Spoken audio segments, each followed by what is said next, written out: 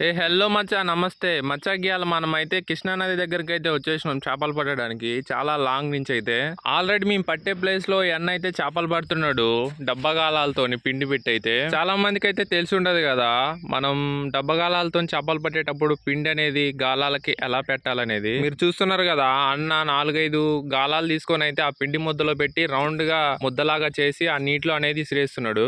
ఇంకొకటి ఏంటంటే, మనం దూరంగా విసిరేసే ముందు జాగ్రత్తగా అయితే విసిరేయాలి. పొరపాటైనా సరే మన కాళ్ళకో చేతులకో అయితే కుచ్చుకుంటది. చూడండి ఇప్పుడు అన్న ఏ విధంగా అయితే విసురుతున్నాడో సేమ్ టు సేమ్ ఆ విధంగానే విసరాలి.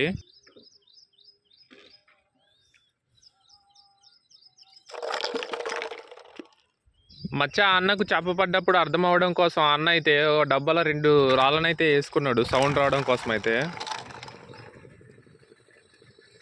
మచ్చా వీడియో ఎలా అనిపించిందో కింద కామెంట్ సెక్షన్ లో కామెంట్ చేయండి. నచ్చితే లైక్ అండ్ సబ్స్క్రైబ్.